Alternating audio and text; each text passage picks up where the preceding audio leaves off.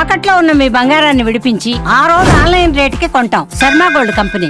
నమస్కారం, welcome to Suman TV. నేను గీతాంజలి. శ్రావణ మాసం వచ్చేస్తుంది. 24వ తారీఖున ఆషాఢ అమావాస్య. ఇక తర్వాత నుంచి శ్రావణ మాసం 25. అయితే ఈసారి చాలా విశేషాలు ఉన్నాయి. 5 శుక్రవారాలని చెప్తున్నారు.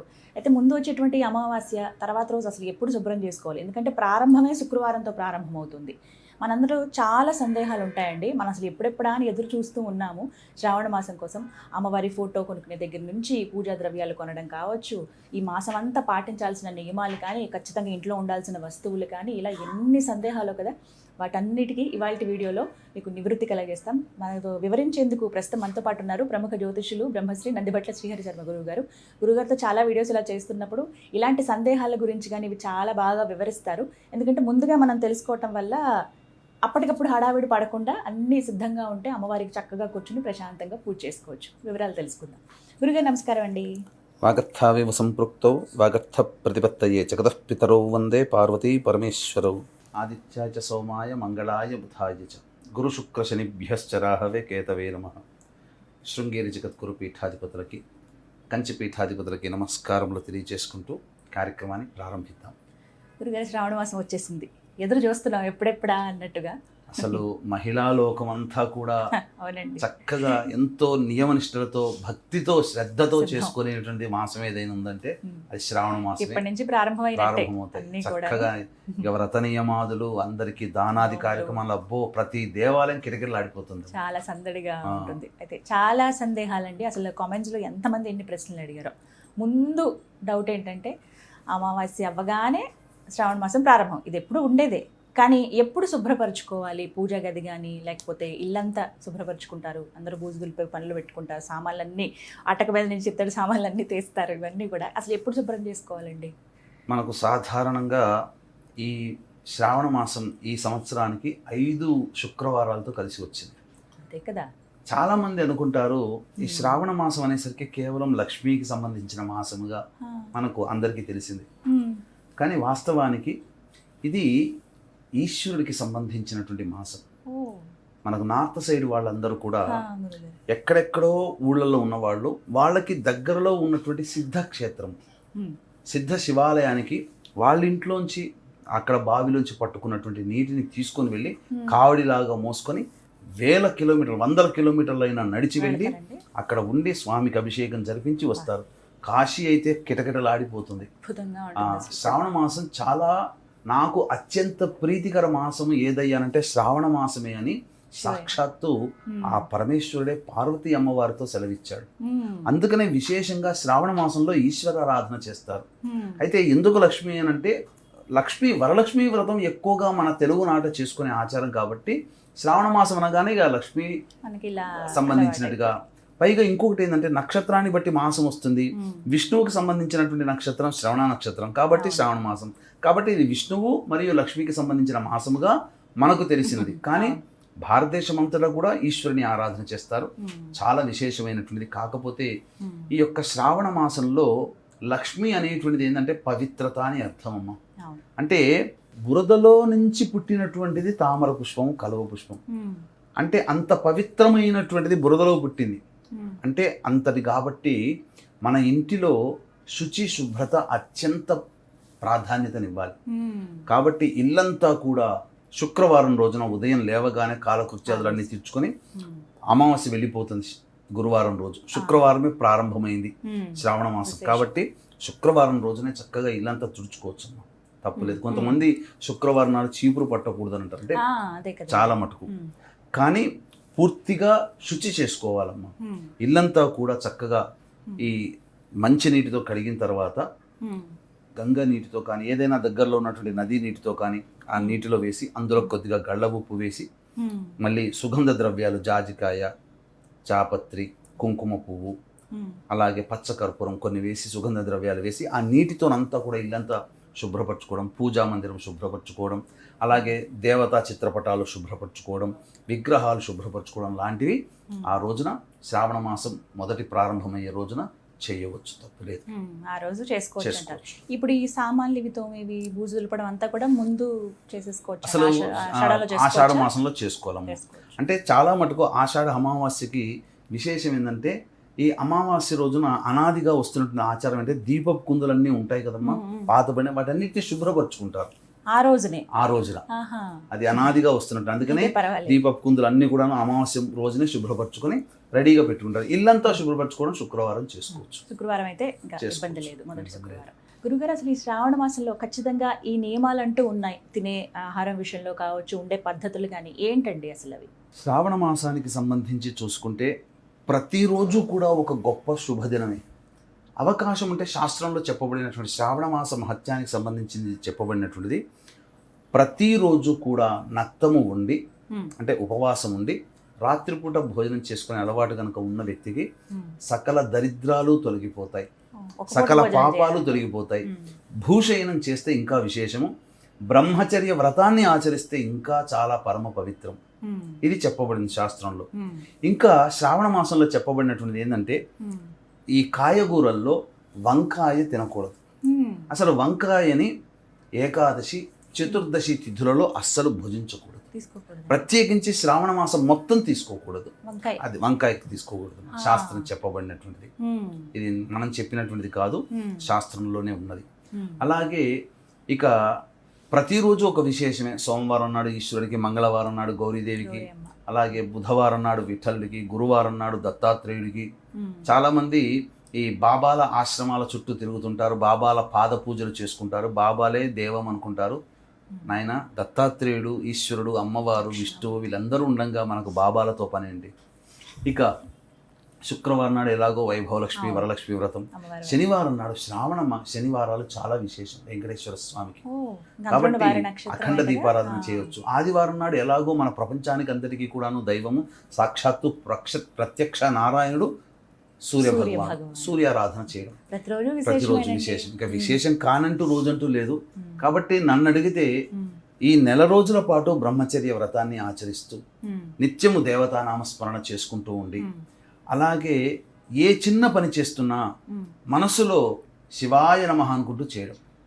ఆడవాళ్ళు వంట చేస్తున్నా, మగవాళ్ళు ఎక్కడికైనా వెళుతున్నా అందరి నోట శివాయ నమః శివాయ నమః అంటూ మనసులో అనుకుంటూ ఉంటుంటే చాలా విశేషమైనటువంటి ఫలితం అమ్మ, అందులో సందేహం లేదు. ఇది నియమాన్ని పాటించాలి అందరూ కూడా. గురుగారు, ఈ శ్రావణ మాసంలో అసలు దీపారాధన అనేది ఎలా చేయాలండి? మాసం అంతా చూసుకుంటే కనుక, అంటే కేవలం ఒక్కరోజు అని కాదు, కేవలం శుక్రవారాలు మంగళవారాలనే కాకుండా ఈ మాసం అంతా దీపారాధన ఎలా చేయాలి? ఏ ద్రవ్యంతో చేస్తే మంచిది? ఏ సమయంలో చేస్తే మంచిది?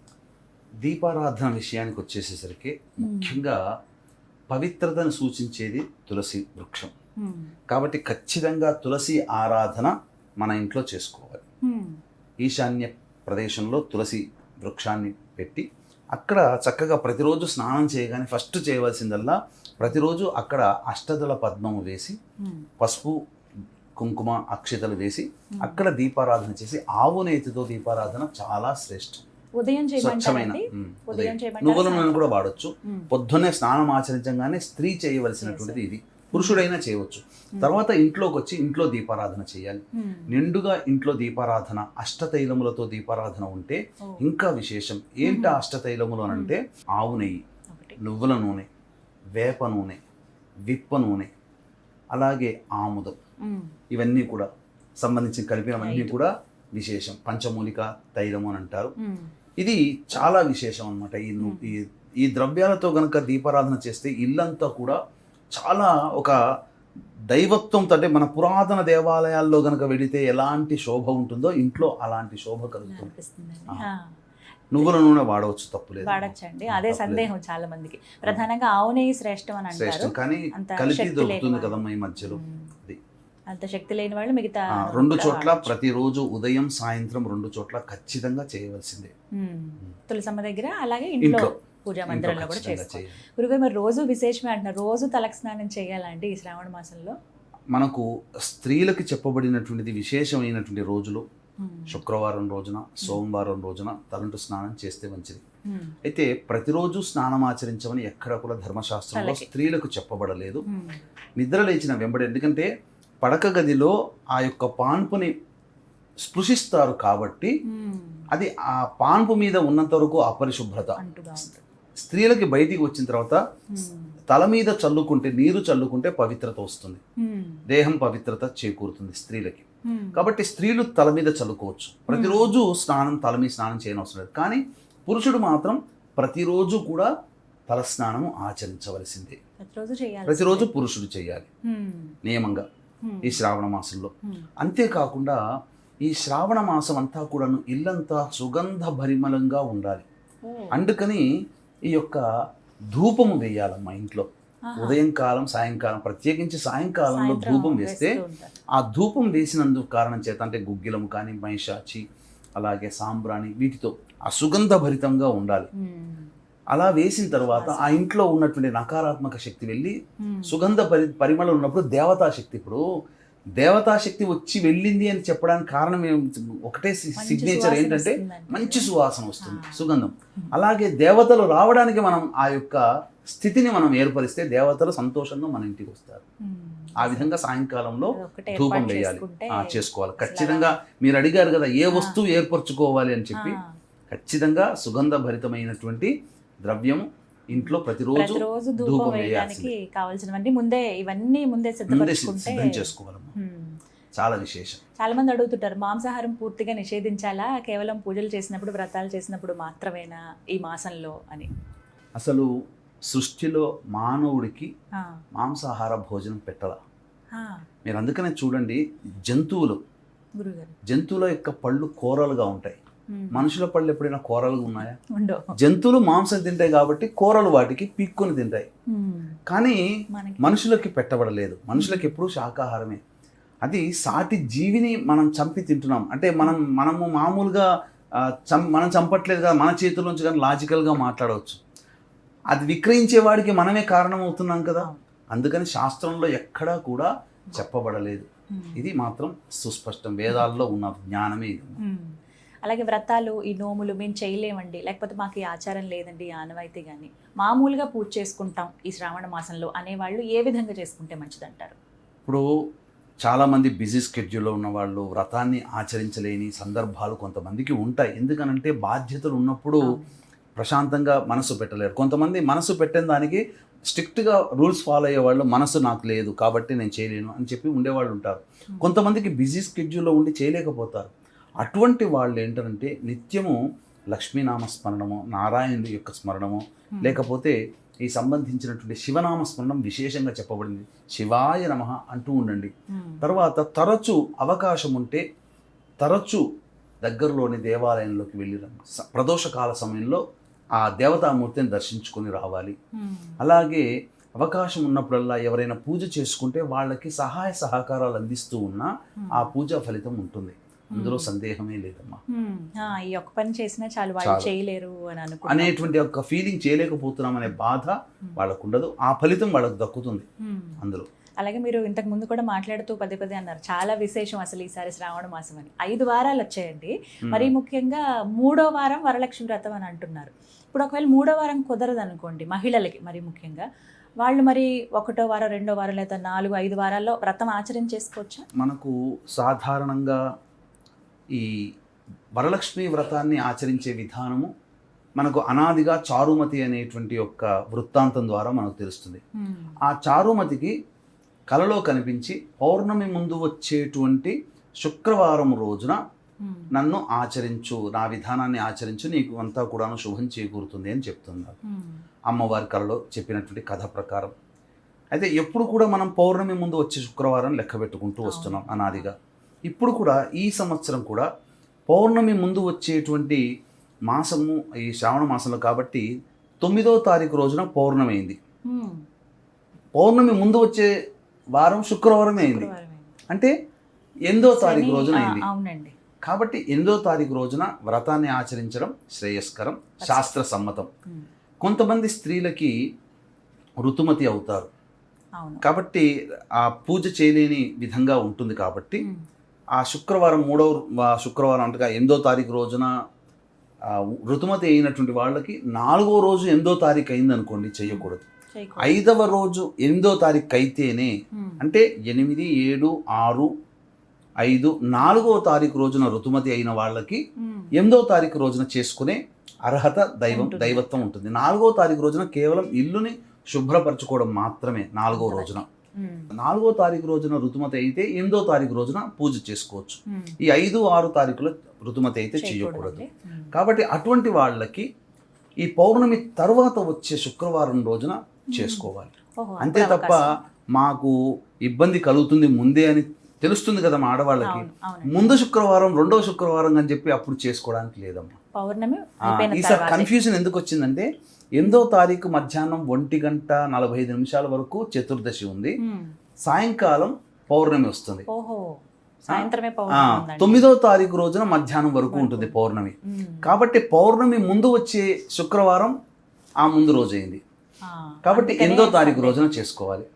అయితే ఈసారి విశేషం ఏంటంటే చాలా అరుదుగా అనమాట, నాకు తెలిసి గత కొన్ని సంవత్సరాలుగా నేను చూస్తున్నాను కానీ ఇంతటి యోగ్యత కలగలేదు. ఎందుకు అనంటే పౌర్ణమితో కలిసినటువంటి శుక్రవారం ఏదైతే వరలక్ష్మి వ్రతం చేయమని చెప్పిందో పౌర్ణమి ముందు రోజు, ముందు వచ్చే శుక్రవారం నాడు చేయమని ఉందో, ఆ శుక్రవారం రోజు పౌర్ణమి అవ్వడం సాయంకాల ప్రదోషకాల సమయంలో, పైగా శ్రావణ మాసానికి సంబంధించి పౌర్ణమి శ్రవణ నక్షత్రంతో ఉంటుంది. శ్రవణ నక్షత్రం కూడా కలిసి వచ్చింది. శుక్రవారము, వరలక్ష్మి వ్రతము ప్లస్ శ్రవణ నక్షత్రం కలిసి ఉన్నటువంటి సందర్భం ఎప్పుడు ఉంటుందంటే మధ్యాహ్నం అపరాహ్నం తర్వాత. కాబట్టి వీక్షించేటువంటి చక్కటిగా అందరూ ఆ ప్రేక్షకులందరూ కూడా తల్లులు చక్కగా విష్ణువు సంబంధించిన నక్షత్రం కలిసి రావడం, పౌర్ణమి రోజు కలిసి రావడం, శుక్రవారం వరలక్ష్మి వ్రతం అవ్వడం. కాబట్టి సాయంకాలం ప్రదోషకాల సమయంలో వరలక్ష్మి వ్రతం కనుక ఆచరిస్తే చాలా విశేషమైనటువంటి శుభ ఫలితం. సాయంత్రం చేసుకో. అసలు శాస్త్రంలో కూడా చారుమతి సాయంకాలంలోనే చేసుకుంది, ఉదయం కూడా చేసుకోలేదు. మనం ఏంటంటే ఇక కొన్ని నియమాలు మనం ఆగలేమని చెప్పి భోజన వాటికి సంబంధించి పొద్దున్నే చేసుకుంటున్నారు. ఉపవాసం ఉండి కనుక సాయంకాలం చేసుకుంటే విశేషం ఏంటంటే నారాయణుడి నక్షత్రం శ్రవణ నక్షత్రం కలిసి వస్తుంది. ఇక్కడ మనకు నారదుల వారు అన్నారు, అమ్మా నువ్వు చాలామంది నిన్ను పూజిస్తారు, అతి కొద్ది మందికే నువ్వు ఎందుకు వరం ఇస్తావు, నువ్వెందుకు అనుగ్రహిస్తావు అని అంటే, చాలామంది శాస్త్రాన్ని పాటించట్లేరు నారదా. ఇప్పుడు వాస్తవానికి గమనించండి అమ్మా, ఇప్పుడు ఎవరైనా మీ బంధువులు స్నేహితులు వస్తారు, లేదా మీకు తెలిసిన వాళ్ళు వస్తారు, మీ వారు మీరు ఉంటారు. మా ఇంట్లో గృహప్రవేశం ఉందని చెప్పి మిమ్మల్ని పిలిచి వస్తే మీరు వెళ్తారా? చెప్పాలిగా అంటారు. మరి మనమే అంత నియమాన్ని పాటిస్తే మరి ఆ పరమేశ్వరి జగన్మాత లక్ష్మీ అమ్మవారు కేవలం ఆమెను మాత్రమే పిలిచి అయ్యవారిని పిలవకుంటే వస్తుందా?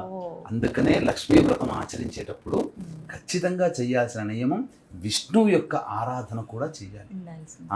ఈసారి విశేషం అంటే విష్ణు నక్షత్రం శ్రవణం కలిసి రావడం, వరలక్ష్మి వ్రతం రోజున లక్ష్మీ అమ్మవారిది కావడం, పౌర్ణమి అంటేనే లక్ష్మీదేవి.